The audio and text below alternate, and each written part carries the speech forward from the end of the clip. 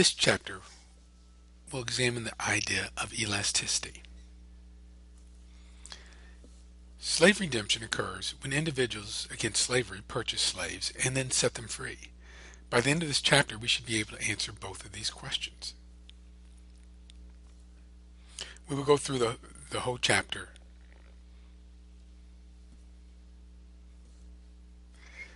Suppose you manufacture blue jeans. Assume these are high-end blue jeans, and you currently sell them for $400 a pair. Let's say you sell 100 pair a week. Then your total revenue, the amount of money you bring in from selling the jeans, is price times quantity and is $40,000 per week.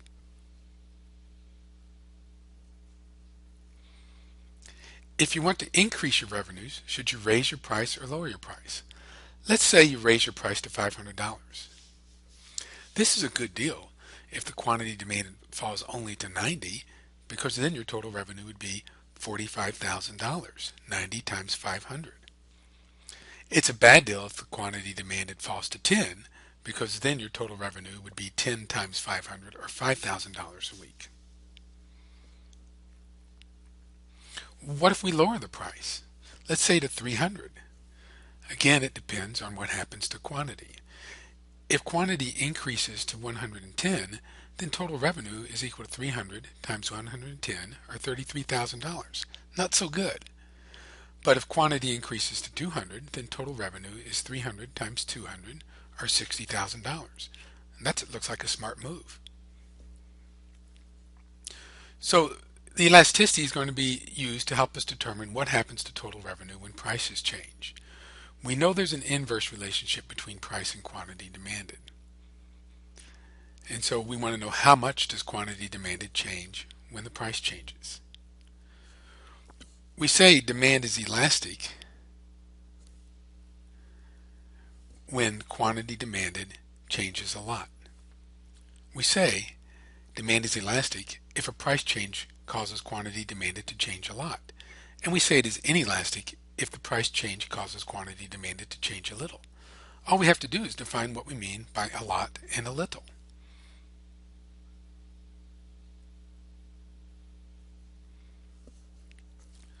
So, the elasticity of demand is defined as the percentage change in quantity demanded divided by the percentage change in price. The delta in the formula stands for change in. To calculate the percentage change in quantity demanded, the formula that you usually do for percentages is the quantity new minus the quantity old divided by the quantity old. And to calculate the percentage change in price, you take the price new minus the price old and then divide that subtraction by the price old.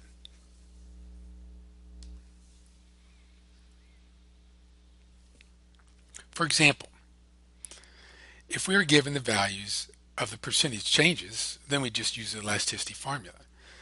The elasticity will always be a negative number, but is often reported in absolute terms. So the elasticity here is 0.5. This means that a 1% increase in price results in a 0.5% reduction in quantity demanded.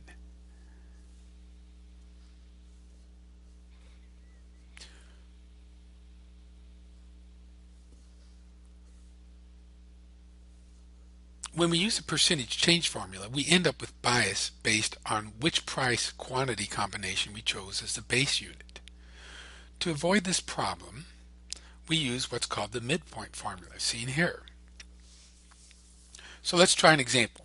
Suppose the initial price is $6 and the quantity demanded is 3.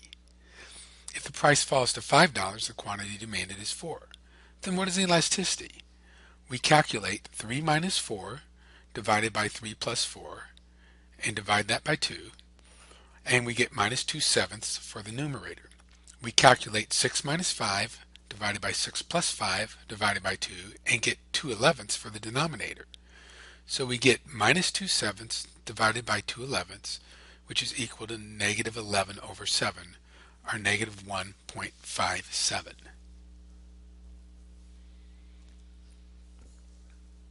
Here's another example.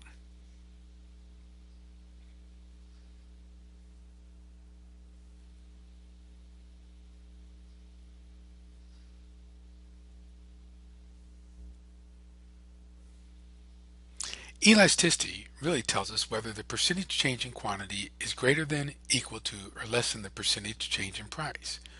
We define elasticities as perfectly elastic if it equals infinity, elastic if it's greater than 1, unit elastic if it equals 1, inelastic if it's less than 1, and perfectly inelastic if the value is 0. Graphically, perfectly elastic looks like an E.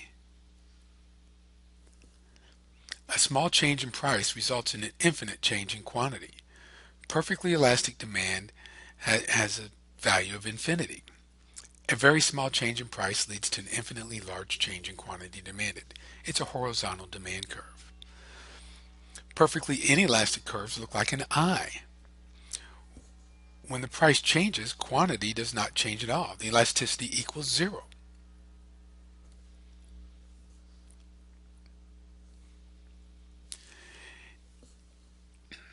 Graphically, the same price increase causes a big decrease in quantity demanded from 80 to 20 if demand is elastic, and a small decrease in quantity demanded from 80 to 75 if demand is inelastic. Note that elastic demand curves are relatively flat, look more like an E, while inelastic demand curves are relatively steep. They look more like an I. However, elasticity and slope are not the same thing, so you should look at footnote 3 in the text to get more on that.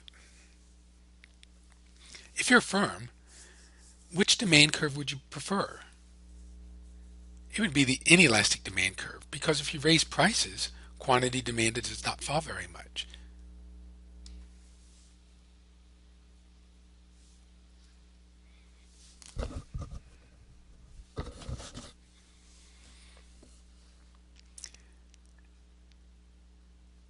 Elasticity is not equal to slope, but if two linear demand curves run through this common point, then at any given quantity, that curve that is flatter is going to be more elastic.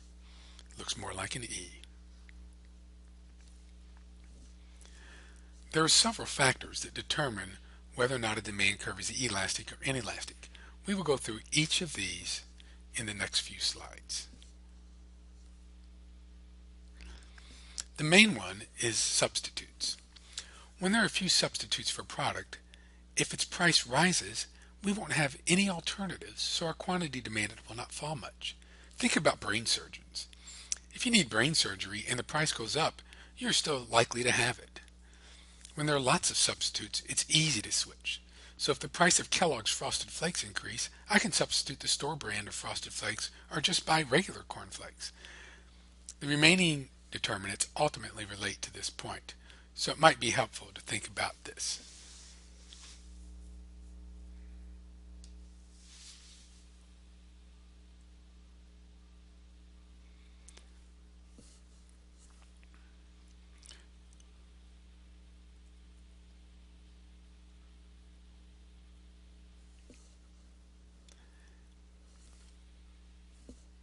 So to answer this question, if there's more substitutes available, demand will become more elastic and the elasticity will rise.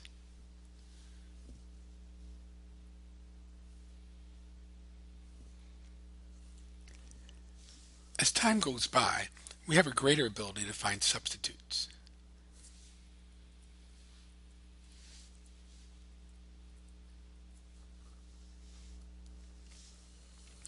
When there are few substitutes for a product, if its price rises, we won't have any alternatives, so our quantity demanded will not fall much. Think about brain surgeons. If you need brain surgery and the price goes up, you're still likely to have it. When there are lots of substitutes, it's easy to switch. So if the price of Kellogg's Frosted Flakes increases, I can substitute the store brand of Frosted Flakes or just buy Corn Flakes. Let's try this example. In this case, more substitutes are available, so demand will become more elastic and the elasticity will rise.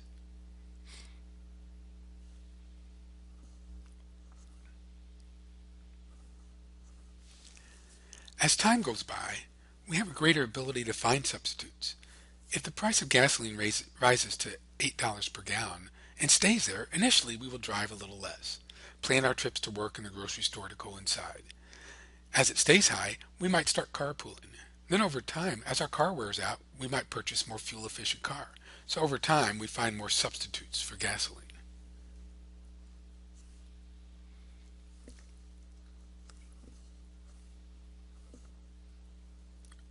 When, when we are very specific in our definition of a good, then we open it up to more substitutes. For example, there are many substitutes for Kellogg's Frosted Flakes, but fewer substitutes for Corn Flakes, and even fewer substitutes for cereal.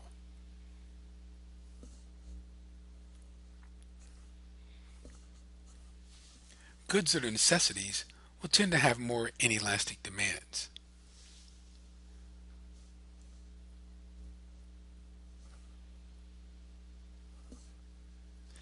If we think a good is expensive, then we may be less likely to purchase it.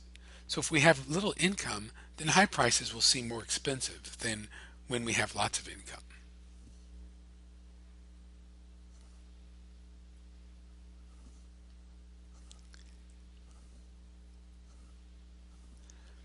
The price increased by 19%. Is the demand for cigarettes elastic or inelastic? It's inelastic for youth, since it's 0.87, and for adults it's 0.21, even more inelastic. Why? Smokers probably view cigarettes as necessities. And why does the elasticity differ between adult and youth smokers? It's a share of the budget is larger for youth than it is for adults.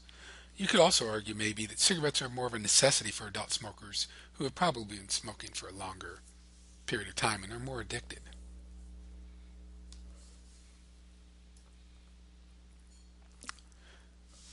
So, if we look at the summary of the elasticity of demand, we have the following factors: fewer substitutes, less elastic; short run, less time, less elastic; necessities, less elastic; small part of the budget, less elastic; and you can see the more elastic.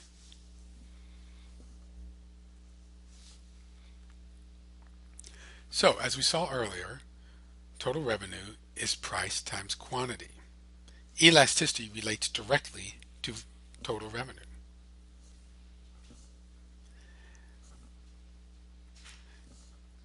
Revenue rises as price rises if demand is inelastic. So in this example, revenues rise because the percent decrease in quantity demanded is less than the percent increase in price. Notice we gain $1,800 in revenues and lose only $100.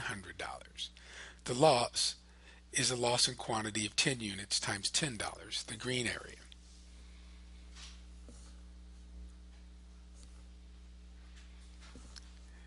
Revenues fall as prices rise for elastic demand curves. Revenues fall because the percent decrease in quantity demanded is greater than the percent increase in price. Note we gain $1,000 in revenues, but lose but note we gain $1,000 in revenues, but lose $2,000. The $2,000 is a loss in quantity of 200 units times the old price of $10, which is the green area. We can use these relationships to check our work. If we calculate that total revenue increased when price increased, we know that demand should be inelastic. However, if we calculated the elasticity and gotten a value greater than 1, that implies demand should be elastic. So either we calculated total revenue incorrectly or we calculated elasticity incorrectly. One of the biggest mistakes students make is to put the percent change in price in the numerator and the percent change in quantity in the denominator.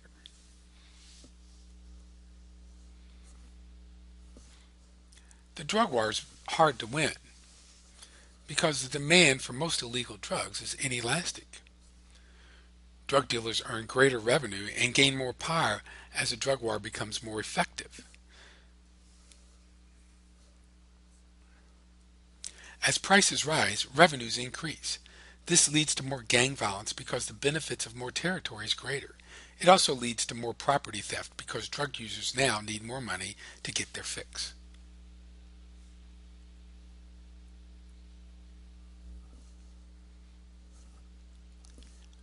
Since demand is inelastic, if price rises, so will total revenue.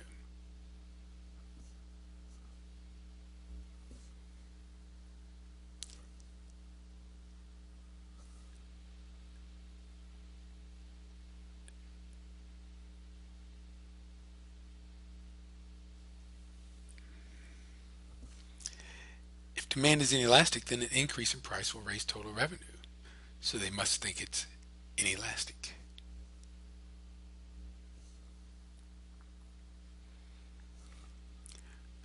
We can also find the elasticity of supply. The law of supply indicates a direct relationship between price and quantity supplied. But how strong is that relationship? A supply curve is elastic if a rise in price increases the quantity supplied a lot. It's inelastic if sellers change quantity just a little.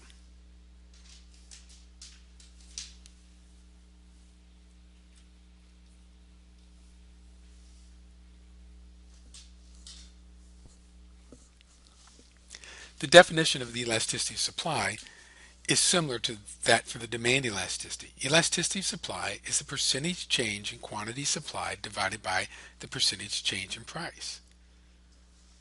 Although the correct way to calculate percentage change is the quantity new minus the quantity owed divided by quantity owed, and the percentage change in price would be the price new minus price owed divided by price owed, we will use the midpoint formula to calculate the elasticity. So, similar to the demand elasticity, the midpoint formula can be seen above. If the original price is $10 and the quantity is 100 and the new price is $12 and the quantity is 140, then the numerator will be 100 minus 140 divided by 100 plus 140 divided by 2, which is equal to minus 1/3. And the denominator is 100 minus, and the denominator is 10 minus 12 divided by 10 plus 12 divided by 2, giving us minus 2/11. So our elasticity is minus 1/3 divided by minus 2/11, or 11/6, which is 1.833.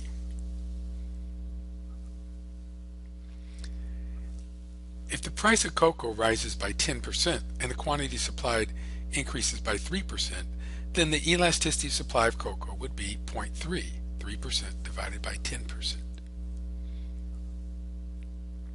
Just like the demand curve, we have a perfectly elastic demand if demand Just like the demand curve, we have a perfectly elastic supply if the elasticity is infinite. If the elasticity of supply is less than 1, we say the demand supply curve. If the elasticity of supply is less than 1, the supply curve is inelastic. If it's greater than 1, it's elastic, and if it's equal to 1, supply is unit elastic.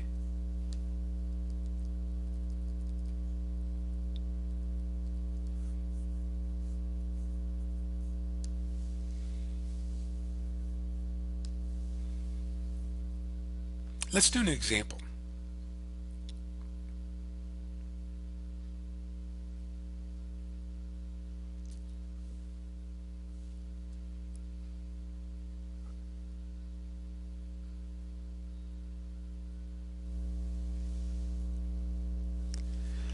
This graph shows two supply curves.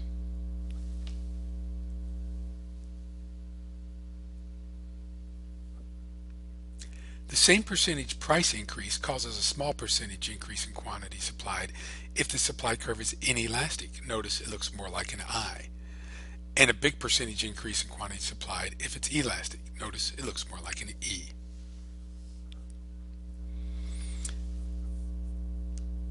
So we will examine the determinants of supply elasticity. These are the four main determinants. So how quickly costs increase when you produce more output? If costs increase quickly when you produce more output, then supply will be relatively inelastic.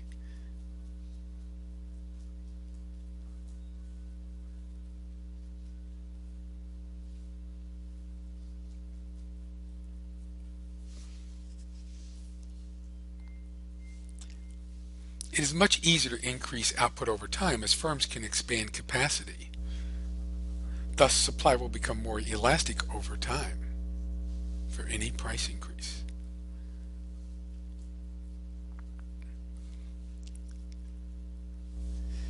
This is quite similar to the first determinant. If Google wants to expand, they need to hire more engineers.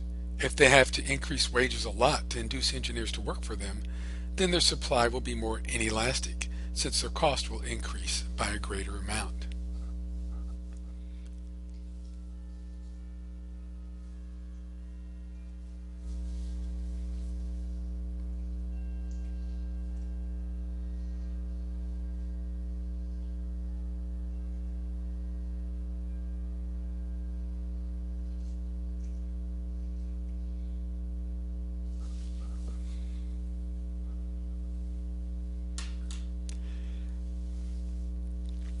The geographic scope refers to the size of the market. So the supply of cell phones in Louisville is relatively elastic. It's easier to bring more to the area from other areas. However, the world supply of cell phones will be more inelastic. Lastly, in the table, we see the determinants. Over time, supply will become more elastic as more efficient ways of producing are found.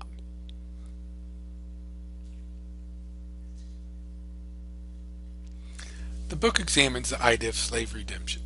The effectiveness will depend upon the elasticity of supply of slaves. If the supply of slaves is perfectly inelastic, looks like an eye, then redeeming slaves will raise the price. As this occurs, people who would want to actually own slaves will reduce the quantity they want to purchase in the graph from 1,000 to 200. So the redeemers freed 800 slaves. However, if the supply is more elastic, as the demand for slaves increases because redeemers have entered the market, the price of slaves rises, but the quantity supplied of slaves also increases. So 1,200 more slaves are captured, 1,600 are freed, but 600 are held captive. In other words, the reduction is much less, and the chances of being captured as a slave increase.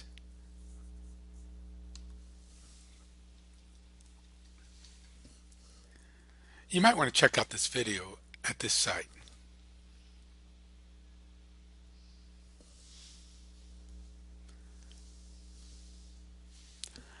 Gun buybacks seem to be popular in some cities.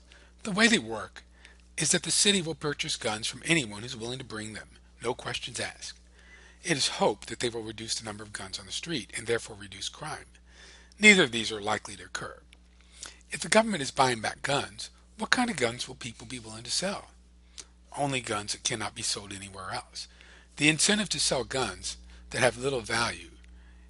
The incentive is to sell guns that have little value and don't work well. These guns are unlikely to be used in crime since they don't work well. So the guns on the street have not really changed. Because local supply is more elastic than world supply, we would expect that the supply of low-quality guns will be perfectly elastic. People will bring low-quality guns from other areas to sell at the buyback. So lots of guns are purchased, but none of them are worth anything. So the buyback moves demand to the right, and instead of 1,000 guns being bought and sold, now 6,000 are bought and sold, 5,000 of which are for buyback. But there are still 1,000 sold on the street, so really no net change in guns on the street.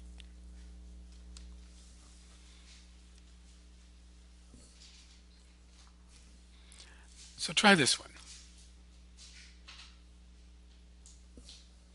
In the short run, supply will be relatively inelastic, but in the long run, it will become more elastic.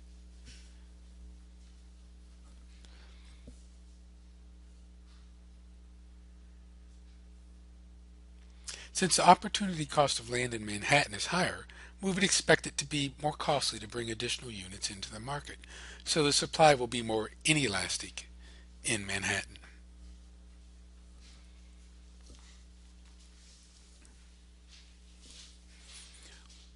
We calculate the numerator as 20 minus 40 over 20 plus 40 divided by 2, which is equal to minus 4/3.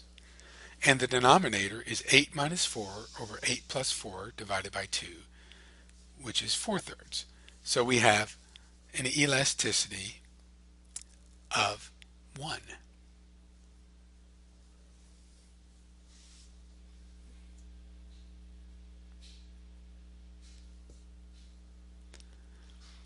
At $60, total revenue is 360, equal to 60 times 6. At $40, total revenue is 480, equal 40 times 12. So price fell and total revenue increased by 120, which is equal to 480 minus 360, which implies demand is elastic.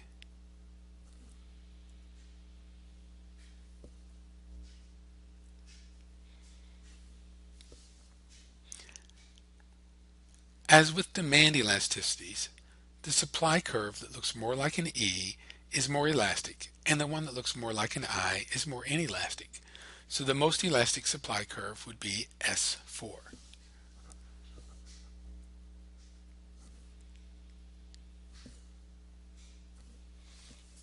These formulas allow us to determine by what percent price changes when we get a shift in the supply or the demand curve. For example, if the elasticity of demand is 0.5 and the elasticity of supply is 1.5, then a 10% increase in demand results in a 5% increase in price, which would be 10 divided by 0.5 plus 1.5, or 10 divided by 2.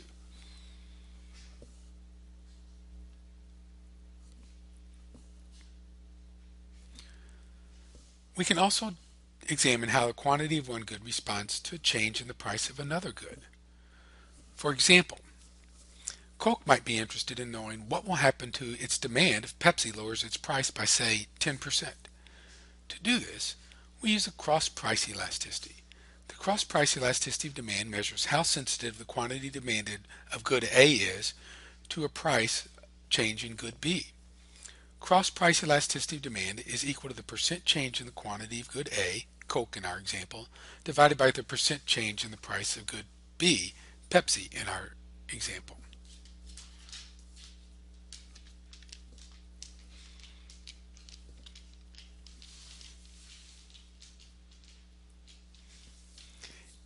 In the Coke-Pepsi example, we would expect a positive relationship.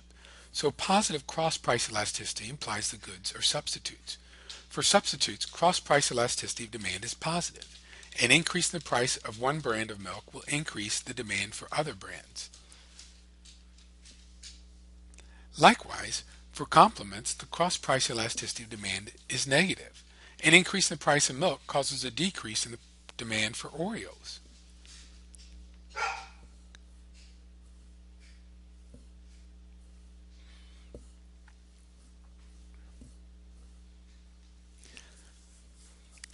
The income elasticity of demand measures how sensitive the quantity demanded of a good is to changes in income. Income elasticity of demand is the percent change in quantity demanded divided by the percent change in income.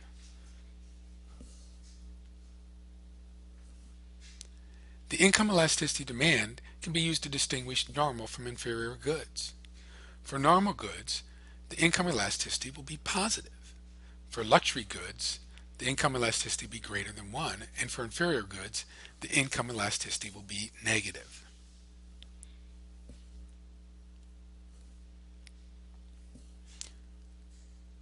Try this one.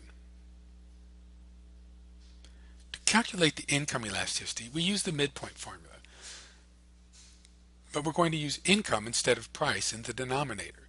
So for this example, the numerator is going to be 10 minus 40 divided by 10 plus 40 divided by 2, which is minus 6/5. The denominator will be 40,000 minus 30,000 divided by 40,000 plus 30,000 divided by 2, or 2/7. So the elasticity is negative 4.2, which is equal to negative 6/5 divided by 2/7. And notice ramen noodles are an inferior good.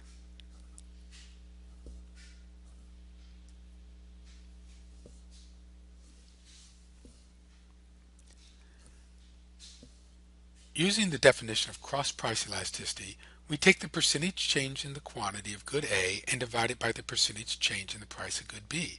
So the elasticity is negative 1.5, which is minus 6% divided by 4%. And these are complements.